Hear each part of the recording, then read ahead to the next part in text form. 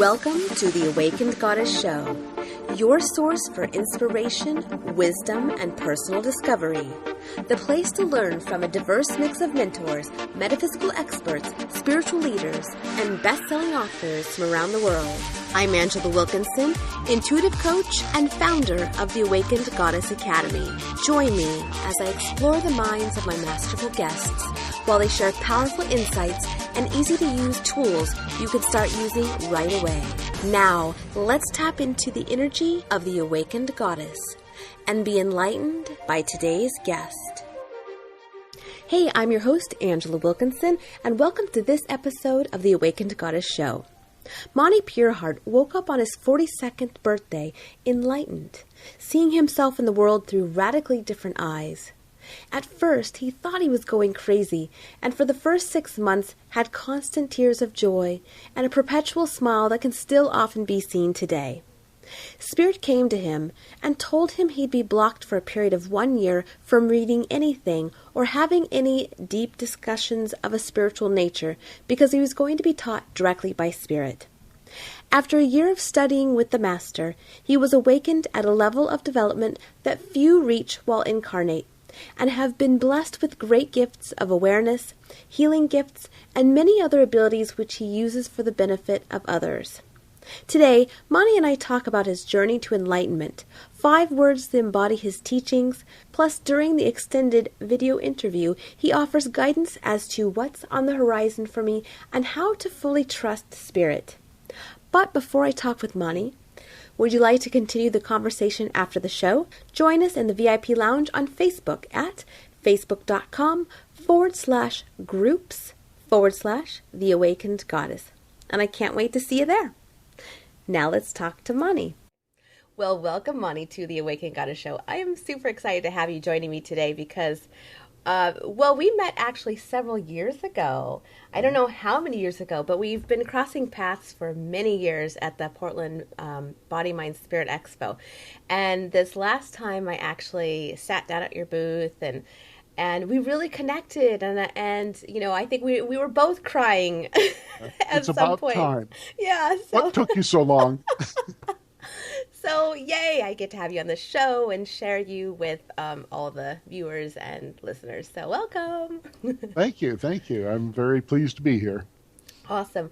So, okay, first off, let's address, before your 41st year, as you say, you describe yourself as a low-level, unenlightened male. So, what did that look like? It looked like your typical jerk on the street. I wasn't a bad guy. I was just a totally clueless guy. And because of my childhood and certain aspects of that, I grew up with no friends, no socialization, and no idea of what was socially acceptable or not. Mm-hmm. So, and I managed to maintain a lot of that, thank you. But my wife of nearly 30 years has done a pretty good job of housebreaking me and making me socially acceptable in most cases. Yeah, she takes you out every once in a while. Yeah. Yeah. Okay, so what happened? What was the catalyst to your awakening? Because, I'll let you tell your own story. So. Okay. Well, I grew up in a household where spirituality was known and spoken of and practiced to some degree.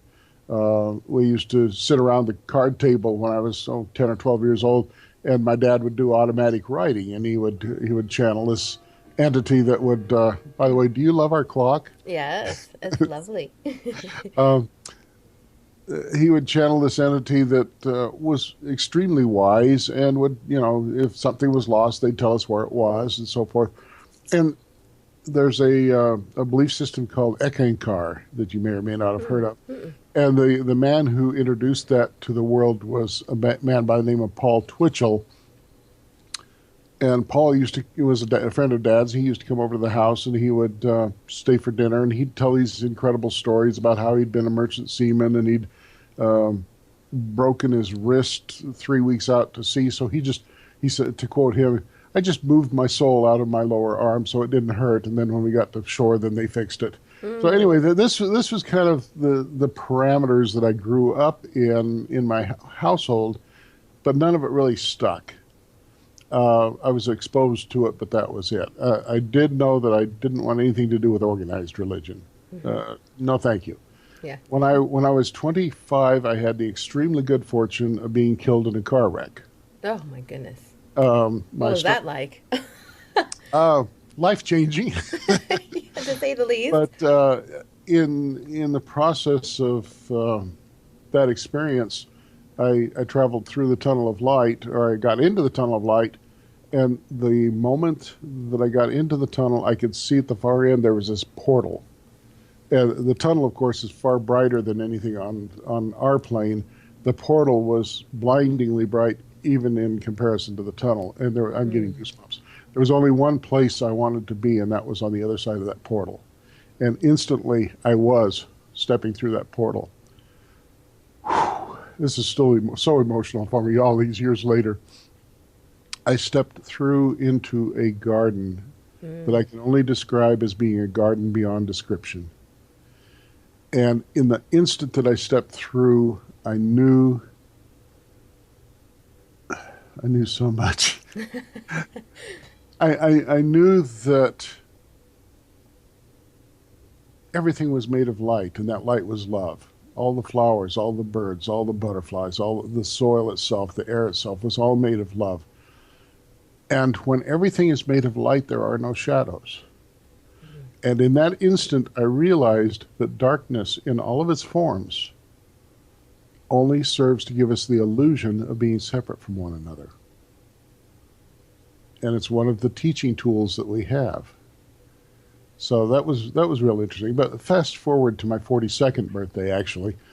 I was in the tail end of my second marriage. My business was failing. I was going bankrupt. And I was living by myself out in the woods out by Sun River. And I woke up that morning on my 42nd birthday, and I woke up enlightened. I have no idea why. Well, I do. But I woke up, and I only had one window in my bedroom. It was up high, and it was a little slit of a window. And I could look out of that, and I could see the sunshine, and I could see the ponderosa tree, and I could hear the birds, and I could see the squirrels chasing each other. And I sat there for probably half an hour, 45 minutes with tears of joy just streaming down my face and a smile that wouldn't go away well, it still hasn't. So then I had to figure out what happened. Mm-hmm. Yeah. And I began getting communication from spirit. And of course, I thought I was going crazy, which may or may well be the case, may or may not be the case, but it seems to serve me and others well, so I don't worry about it. Mm-hmm. But Spirit said, we are going to teach you for a period of 1 year. And during that 1 year, we're going to block you from doing any reading or any talking in depth about spirituality with anybody else. Let us teach you purely for that first year. And after that, you can follow anybody you want. You can read anything you want. You can go work in a porn store, whatever. It doesn't matter. And of course, after Spirit teaches you directly for a year, there's not an awful lot anybody else has to offer. And the education continues. Mm-hmm. But it was wonderful. So anyway, yeah, that's what happened to me on my 42nd birthday. Happy birthday to me. Yeah, what a great gift. So now that you've had this time to process, just a few years. It was just a few years ago, right? Yeah. Right. Let's see. That was my 42nd birthday, and I'll be 71 next month. Yeah, excellent. So are you an Aries as well? I'm an Aries. Oh yeah. Yep. Woo! All right. Aries on the cusp of Taurus. Nothing aggressive about me. Actually, I've found that, like with everything else, astrology is a suggestion. It's a valid suggestion, but it's a suggestion, and you don't have to live there, or you can choose what part of it you want to live in, as you've done, and as I'm trying to do. Mm-hmm, mm-hmm. Yeah. So, looking back, what do you think was the catalyst? That's simple. Simple. It was time. Okay. I have walked this road thousands of lifetimes. I am here to be of service. That's what I'm here for. Mm-hmm. There were certain lessons I had to relearn, and it took me 42 years to do it. Mm-hmm. And once I accomplished that, then I was free to be of service. Yeah. And that's why I'm here today.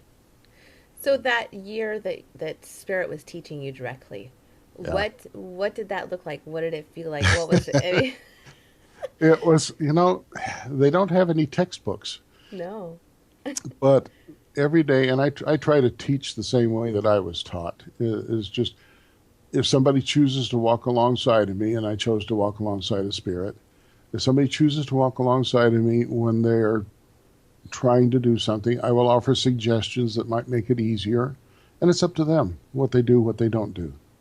But Spirit's suggestions were always so right on, so it's just so exquisite, and their phraseology and the sense of humor and everything. It was a joy to be in this class. We talk about A Course in Miracles, Mm-hmm. I neglected to mention that on my awakening, I was told that I would be given a lot of healing gifts and other gifts, and yeah, broken bone in certain circumstances. I don't control any of this, of course. It's through me, but it also is of me. Mm-hmm. But broken bones heal instantly. Inoperable cancer disappears, and it's medically documented. And miracles are an everyday part of my life. And in fact, if I go 2 or 3 days without performing a miracle, I kind of think, have I lost it? What's going on? Come back. And I'm sure you do the same sort of thing. It's not that I'm special. It's just that I'm very grateful, and I'm very vocal about it. Mm-hmm. Well, that's great because, yeah, I think when you're not resisting your gifts and being able to own them consciously, then you can help more people rather than doubt, kind of push them aside. Yeah. Or, whatever. Well, there was plenty of doubt in the beginning. Mm-hmm. Like I say, I really seriously thought I was going nuts. I was hearing voices. They were telling me to do things, but the things they told me to do worked. And they were all love-based.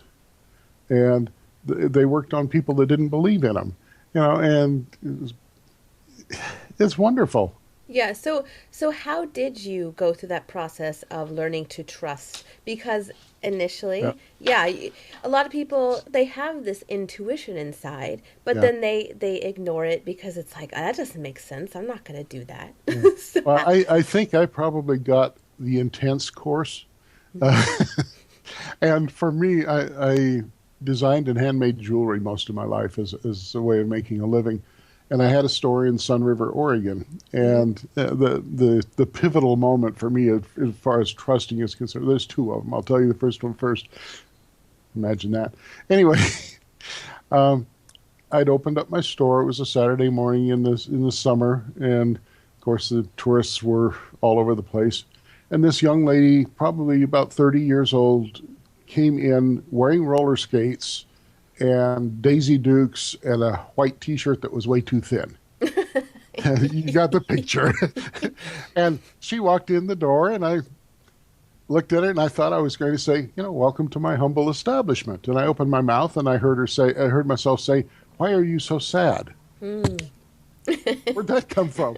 And she collapsed on the floor in tears. Oh. And I started saying, I'm really sorry. I don't know where that came from. I heard myself say, I see 2 husbands in your life. One's yours and one isn't. Mm. And for the next 45 minutes, nobody came in the store on a Saturday morning in the summertime at a resort. Mm-hmm. Okay. And Spirit had a little chat with her through me.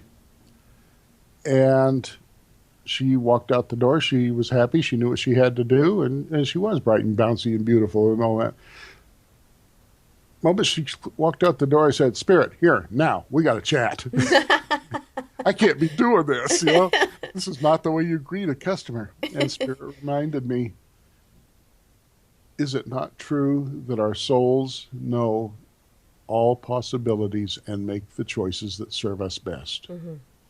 Her soul knew what was going to occur before she ever walked in the door.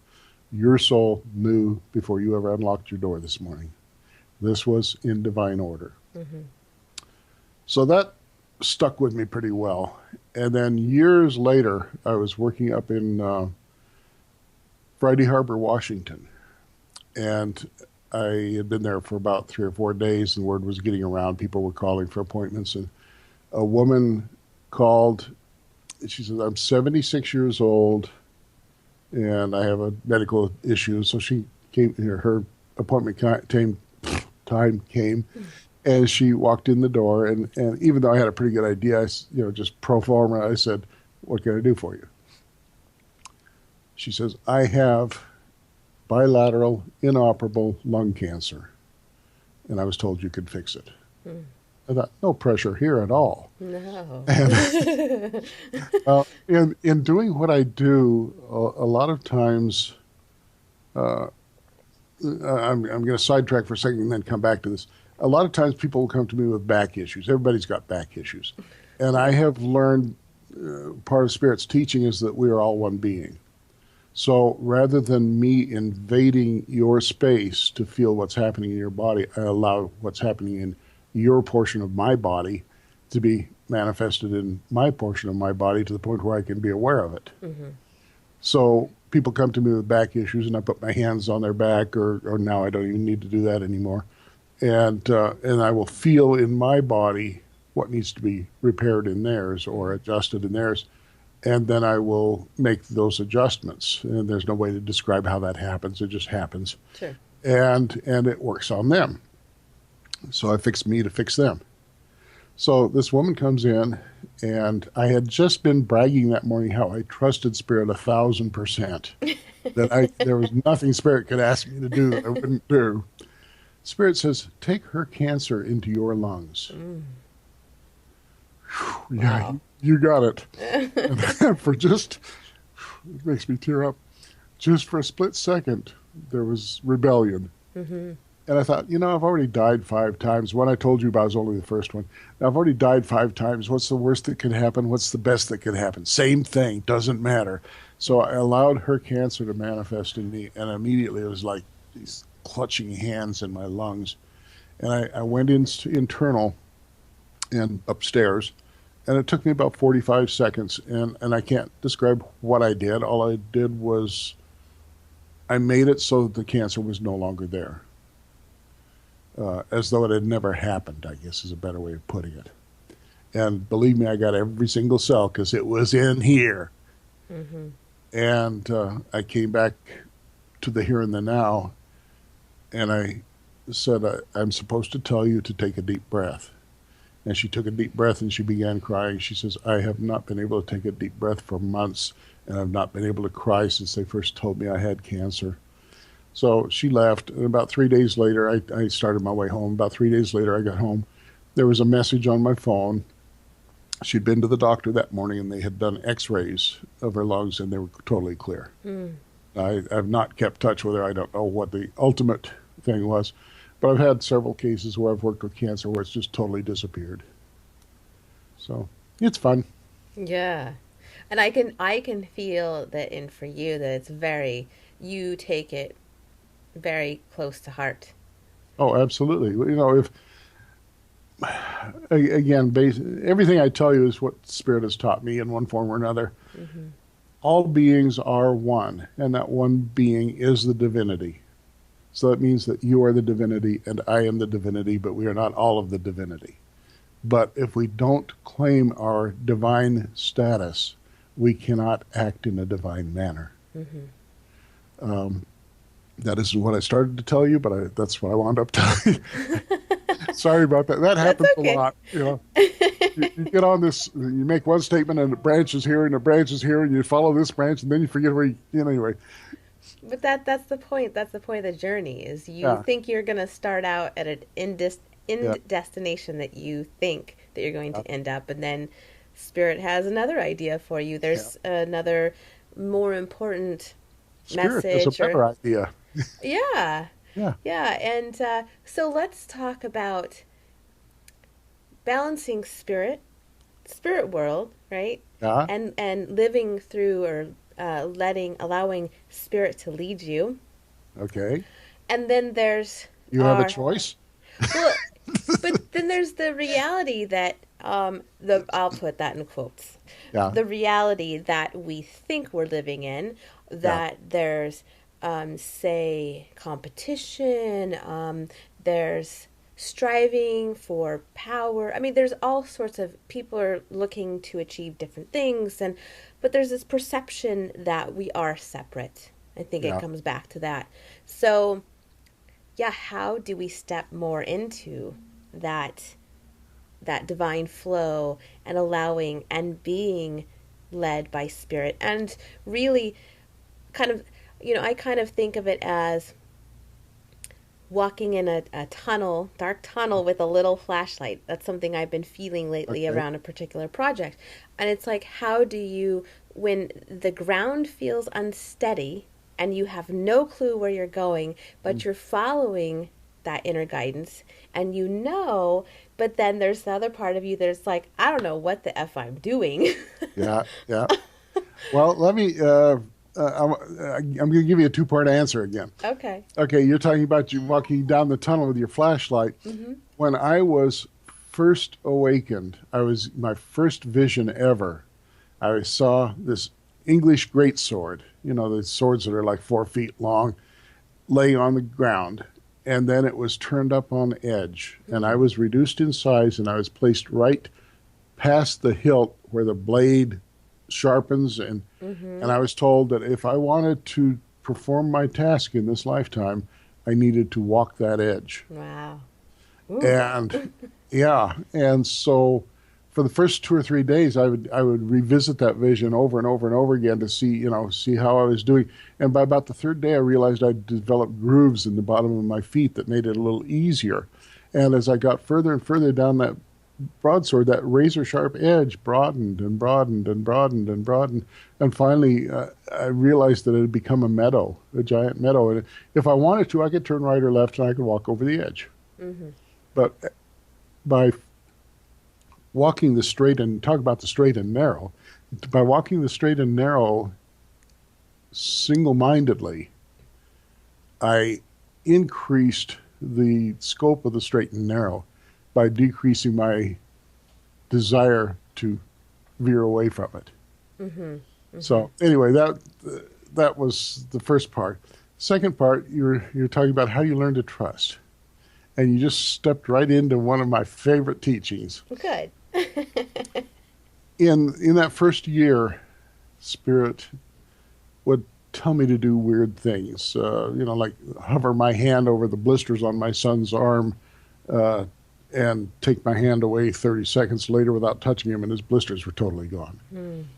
Things like that. And I'm still wavering with, am I going crazy or is this real? And Spirit kept saying, trust and believe, trust and believe. Well, over the period of a year, that trust and believe expanded to a total of 5 words. And Spirit says, these provide the parameters for spiritual growth. And by the way, there's supposed to be, there's another teaching, I'm going to slip right in here. There is no such thing as spiritual growth. And we'll talk more about that later if you remember to remind me, because I've forgotten the rest of it right now, but I'm going to pretend I didn't. That's so okay. Anyway, the trust and belief. So this became one of my core teachings, that these 5 words provide the parameters for spiritual growth. I'm still trying to think of the other one that's distracting me here. Okay, trust and believe is trust yourself, believe in Spirit. Believe in Spirit and trust yourself. Did I do that right? Anyway, you got the general idea. It works both ways. Mm-hmm. And that is the foundation of your spiritual home. Trust and believe. Once you learn to trust and to believe, then you're ready for the walls. And the walls are allow and appropriate. If you trust and you believe, then whatever happens, however weird it seems, however unpleasant it may seem,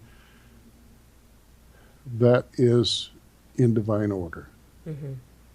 So we allow things. To me, when I offer this teaching, I think of a nest about this big, made of soft, pink, clean ostrich plumes. Mm. And you hold the nest out, and you're not expecting anything to ever be put in it, but you know something will be. That's allowing. And whatever arrives in that nest in your life is appropriate within the eye or the mind and the heart of God, or it wouldn't be happening. Mm-hmm. So you have trust and believe as your foundation. Allow and appropriate are the walls of your structure. Mm. And the roof is love. And this is not love for or of, it's simply love. It's the concept love. It's the idea of the love you would have for a blue-green planet floating in space, or a new infant, or a field full of spring lambs. So these are trust, believe, allow, appropriate, and love. And I'd been offering these as teachings for about 7 years, and I was up in Seattle. A young man came into my booth, and I offered him the teachings, and Spirit says, give them to him as a mantra. Mm-hmm. And I'd never thought about it that way, but it makes a sentence. Mm-hmm. Trust, believe, allow appropriate love. Oh, I love that. Yeah, I do too. Yeah. Oh, that's awesome.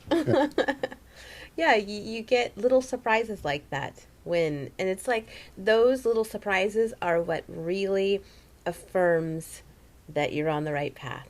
Oh, yeah, yeah. And Spirit, sometimes they'll give me a saying, and everything is so succinct and so beautiful and so all-encompassing, and they'll give me a phrase, and it may be 3 or 4 or 5 days, but all of a sudden something comes up where that phrase is exactly the right thing to use. Mm-hmm. And it's such a joy when that happens. Mm-hmm.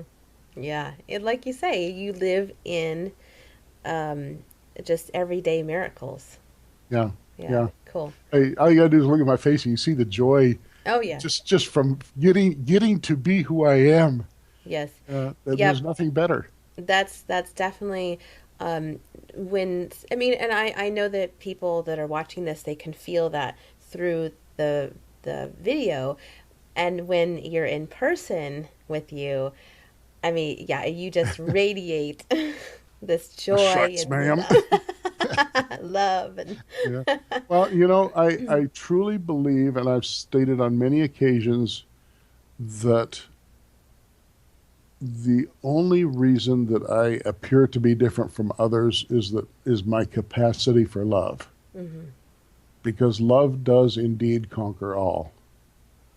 And this is why I can do things that the world thinks are impossible, because I love so much that nothing's impossible. Mm-hmm. Mm-hmm. Yeah, cool. So let's get back to that spiritual development, or spiritual growth. Okay. Okay. There is. Let's see. How did they say it? This is one of those succinct things, and right now I can't think of it. Well, I can give you something close to it, but I still haven't got there yet. Let's see. There is no. So you said there was no such thing as spiritual growth, right? And I can't remember the other half of what they call. So instead, I'm going to tell you. There is no journey. There is only an arrival. Welcome home. That's what I was told too. Let's see. There's no such thing as spiritual growth.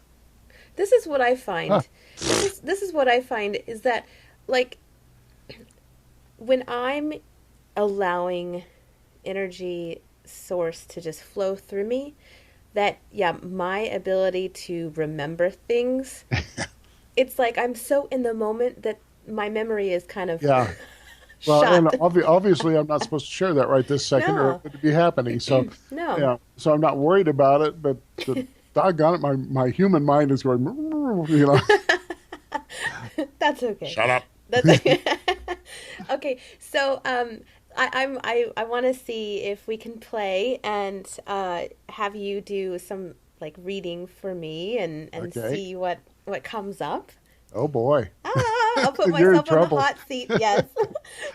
I put lots of blush on, so I don't need to. I just blush readily all day long. You're blushing for me. Yeah. Well, as part of that is being the Santa Claus. I was born to be Santa Claus, and Santa Claus is all about love too. The button nose, the red cheeks, the beard, beautiful beard. Yes. Yeah. Okay. What areas would you like me to look at? What we look at that tunnel that you're stumbling down? Sure. Yeah.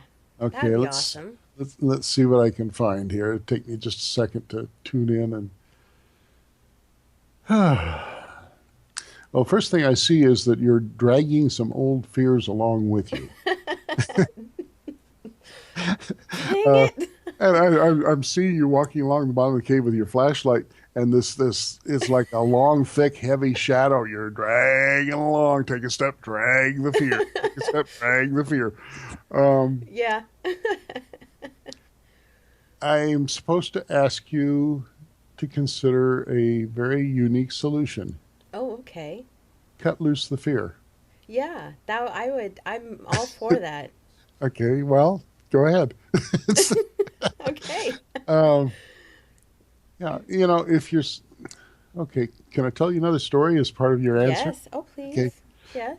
In 1988, when I was first seeing the woman that's my wife now, um, we were both part of a spiritual group in Bend. She had been apart for a while, and I started going to it because I thought I was going crazy, and I figured if I was going crazy, these people could tell me. Mm-hmm.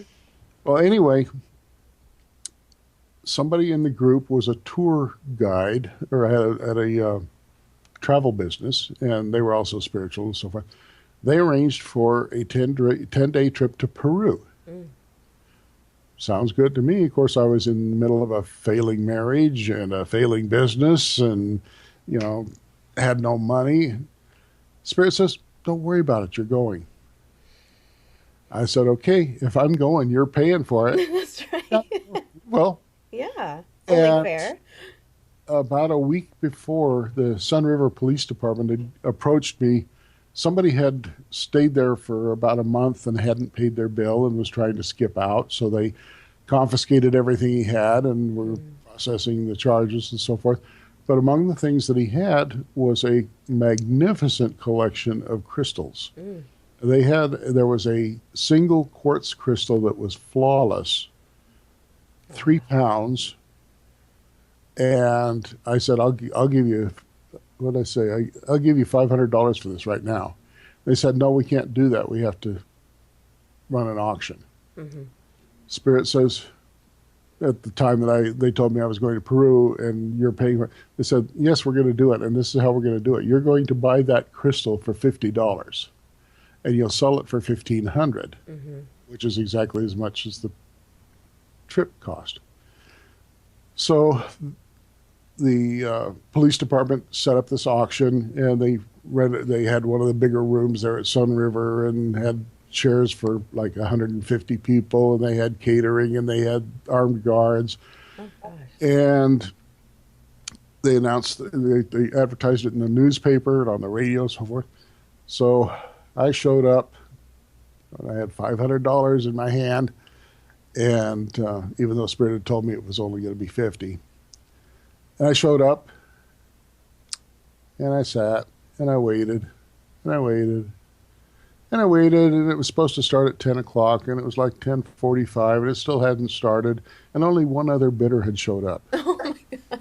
And they weren't interested in the crystals. What's the odds?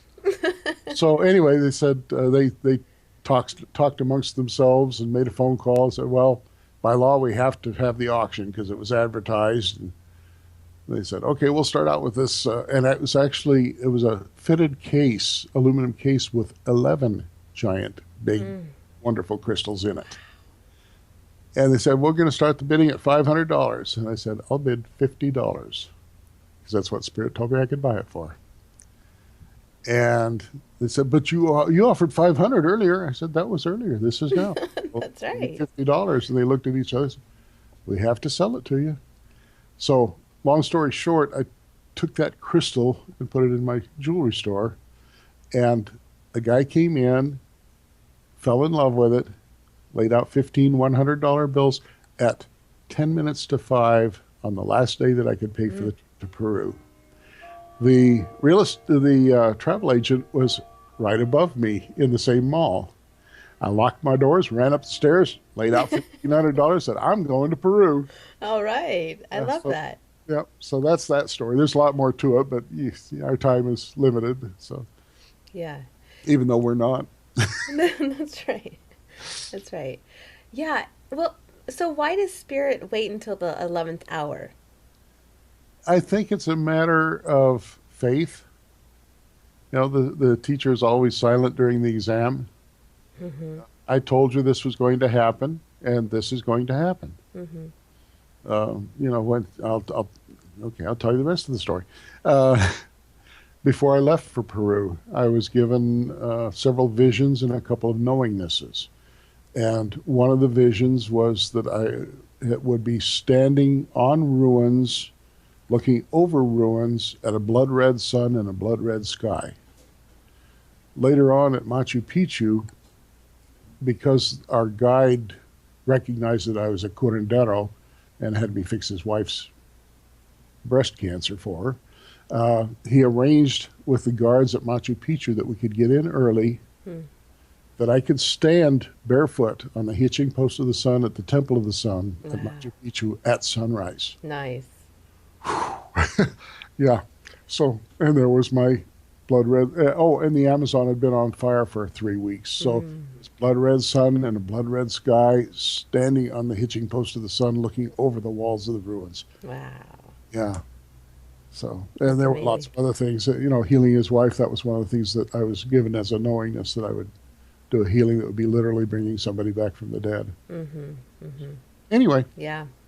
Next question. Yeah. So, okay, going back to this fear, I would love to let go of this bag of fear that I'm dragging around. And you say, just do it. And I believe that I can. And then the other part is like, well, but how? Okay. The fear appears to be a long-term fear of failure and not being good enough. Mm-hmm. Yep. Like so many people carry. Yeah. And are you the person that learned those fears anymore? Ask me a different way. Okay. Are you today the person that learned to fear in that way? No. Okay. No, and why are you still carrying her baggage? I don't know. Because it's never dawned on you. I was given a beautiful meditation that I had somebody that had similar issues, and I was given a beautiful meditation and a visualization to help her free herself, and perhaps it'll help you and some of the listeners. Mm-hmm. Picture yourself going into a room, very clean room, soft shell pink walls, but everywhere you look is baggage, boxes and cartons and cases and so forth. And right in the middle of the room is a little black hole. And you pick a little hat box and you sit on that little hat box. And one at a time with your mind, you move that stuff and it just gets sucked into that black hole until it's only you and these shell pink walls and the hat box you're sitting on. The hat box that you're sitting on is a gift from the universe to you. Get off the hat box, open the lid, and see what you've got. When this lady did it, she opened it up, and there was the universe. Nice. Very cool. I don't know if you can feel it or not, but I felt you shift. Mm-hmm. Mm-hmm. Yeah. Yeah, because I could walk through that as... I know, you're very visual. Yes, I am. Yeah. Yeah. Of course, I don't have any way to know that, but... Yeah, so anything else that's coming up for me that you're just picking up on? Okay, let me look here. There's something that's just like a month and a half out, maybe 2 months out, that you're really excited about, something you're looking forward to, it feels like. Am I aware of what it is? I don't know. That's your problem. Let's just say there's something very, very good on your near horizon. Excellent. I like that. Yeah, there's definitely some things I have in the works that are really exciting. I'm really excited this about. May be unexpected. Good. I like fun, unexpected things. Like winning the cosmic lottery. Great. Yeah. Oh, okay. There is no such thing as growth. There is only an arrival. Welcome home. That's okay. See, there it is. Yep. Yeah. I see. Now I forgot my question. I was going to ask you about something, and then, what is getting in the way of me moving back to New York? You're not supposed to be there. I am. No, that's your opinion. What do you know? Yeah, it's a good place not to be in the near future. I can't tell you why. I don't know why, but my sense is that it's a very good place not to be. Hmm. Okay. So and you are a valued commodity. So they're going to keep you over here on the West Coast. Okay. Anything in the love category? You know, that may be what the surprise is. Maybe. Yeah, I had that feeling, but I was a little unsure of your current status, and I didn't want to throw anything out there that, you know. But yeah, my sense is it may be a pleasant surprise for the heart. Cool. All right. And you're thinking it's about darn time. Uh, I love what I do so much that Yeah, is like fulfilling to me. yeah, I know. But And it's always nice to have somebody to cuddle up next to and that's true. share your warmth on a lot of levels Yeah. and to to love and be loved Mhm. is a Mhm. wonderful thing. Yeah. I agree. Yeah, I one of my agree. favorite songs is "Nature Boy," as sung by Nat King Cole, You'd have to and sing it for me because I don't know that. that would be a bad mistake. But as it says, there was a man, a very strange and gentle man, and though he wandered very far over land and sea, something about the greatest thing you'll ever learn is just to love and be loved in return. Mm. And that is not just talking about physical love. It's what I try to do. You know, Mhm. I pour out love into the world, and for somebody that grew up without even a single friend, I consider myself one of the wealthiest men in the world because so many people love me, including me. Yeah. You know, I'm not always happy with me, but I do always love me. Yeah, so that brings up a great question that I have. Um, so we can live through love. And for you, this is, with your enlightenment and your awakening, you were able to really fully come from a place of love. So, where does judgment, like, how do we let go of judgment? Because, that's a big part of being human. It is, and I have to confess that there are times that I'm very judgmental, even though I claim to be enlightened and feel like I truly am enlightened. It does not mean that I'm flawless. It Hmm. only means that I've learned to see the world in a different way, and the world has learned to see me in a different way. There's enlightenment is like the gate to a new garden, and you can spend a lifetime or many lifetimes exploring that new garden and getting to know it well. So um, judgment is real tough. I try to be very careful to judge um, by actions and statements, Hmm. and not by personalities. And I'm making. I hate to even use the the term, but it's true. I'm making judgments based on how you manifest in the world, not who Hmm. you are, Hmm. because I know who you are. Hmm. And even Trump followers, they're somewhere in there. There's a spark of good. you know, Yeah. and it's. I just try to remember to be love in every moment, Hmm. and even if I'm upset or angry about something, I have to remember to be love. Anger is the tool of the victim, Mm. and we have a choice in every moment, in every experience, to be either a victim or a student.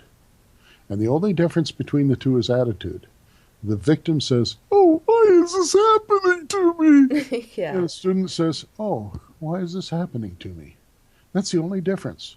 But it makes a huge difference in how you perceive the world and how the world seems to treat you. Hmm. If you recognize that everything is in divine order, whether you like it or not, whether you understand it or not, that it's happening for you, not to you. That makes a huge difference. I don't know if you see this or not. This is my daughter that died in my arms 6 years ago with me telling her, it's okay, honey, you don't have to take another breath. As a father, that was one of the roughest things I've ever done in my life. Mm-hmm. As a man of spirit, it was one of the most beautiful experiences I've ever had. She and I still talk almost every day. So, Yeah. and she comes to me. She either comes as a high angelic being or as my daughter. And if it's a high angelic being, she says, have you considered possibly doing it this way? And if she comes to me as my daughter, it's Dad. Yeah. Oh, I love that. I love that. So to wrap up, if there were a practical tip that you wanted to share, what would that be? To be love in every word, in every thought, in every deed, in every prayer. That's it. That's the bottom line. Be love. If I was to offer everything that I have to teach, I could do it in 4 words. Mm-hmm. Be love, limit less. Wonderful. Thank I you. love that. I do too. Yeah, cool. So you have a special gift for the viewers. What is that? I don't remember. What did I tell you? It's a meditation. Is this a test? Yeah, this is all a test, just a test. It's a meditation that you Yes. you sent. Right. So. And you have the link for that, so I'm hoping that you will put that on my... Yes, I will put that on the show page, and then it'll be a magical delight what it is. Right. Because there's a total of 7 meditations I've posted online. All of them were received from Spirit. There's one called Grounding and Centering, and most people go through life without ever being really grounded. And this technique is given to me by Spirit is very effective for helping people ground themselves and center themselves. And then once you get to the point where you've used this meditation long enough that you can do it without listening to my voice, then you're ready for some of the other 6. And the titles will tell you which ones. There's Mountains and Masters and Golden Pond, and they'll just tell you which ones that you need, but Cool. You may find it very, very effective. awesome. Yeah, and then you have a card deck. So why don't you tell Well, us actually, about that? I have a book and a Yes? card deck. Okay. The book is called A Book of Answers, and you can go to www.i4c4u.com. That's letter I, number 4, letter C, number 4, letter U.com. And you can find out a little bit more about me, but you can also get free mini readings out of the book. And you'll always get the one you need. And Yes. there's a radio button on the left there. You just click on that for free mini readings, and it'll pop up a reading for you. Oh, cool, cool. And then when you finally get tired of doing that, you can just order the book. Yeah. There you go. Yeah, it's always fun to have like a hard copy, and you get to like pick the cards, and yeah, I love my card decks. Yep. And then, so do you do readings that people can schedule with you? Absolutely. I do. I'm kind of unique in that I do everything by responsible donation. I don't put a price tag on anything, except the book. But, Yeah. I'm not here for the money. I mean, I'm like everybody else. I have bills to pay, and I'm certainly not wealthy in dollars. But I'm here to help people. I'm here to be love. And so if somebody wants to contact me through the website, there's email contact there. I'm more than happy to help anybody that needs it. And I just ask that you respect the fact that I too have bills to pay, but I don't ever want dollars to come between myself and somebody that I can help. Yeah. Excellent. How cool is that? That is, yeah, that's awesome. Just the way I do it. Yeah, cool. Yeah. Well, thank you so much for joining me today. I had no clue where we were going to go, where we're going to end up, and it was just magical from start to finish. So That's a good description of life, isn't it? yeah, it is actually. It is. Yeah. So awesome. Well, I'm delighted and I'm honored, and thank you. I enjoyed this thoroughly. Awesome. And now for you, my gorgeous goddess. Was there something from the show that resonated with you? If so, I'd love to hear about it. Head on over to today's show page at theawakenedgoddess.com and leave me a comment. Did you enjoy this episode? If so, subscribe to the show on iTunes and please share it with all of your friends. And if you want even more incredible resources, join the Awakened Goddess community to get bonus content from the show. And until next time, goodbye everyone! Okay, so let's just get started and see where we go, right? Hot zaggledy snorp. All right. Well, welcome, Mani, to the Awakened Goddess Show. I got to start over. Gotcha. Thank you for listening to this episode of the Awakened Goddess Show. I hope you enjoyed today's guest and got something you can start using in your life right away. For more spiritual insights and to listen to more episodes, subscribe to The Awakened Goddess Show at theawakenedgoddess.com and discover wisdom that'll change your life.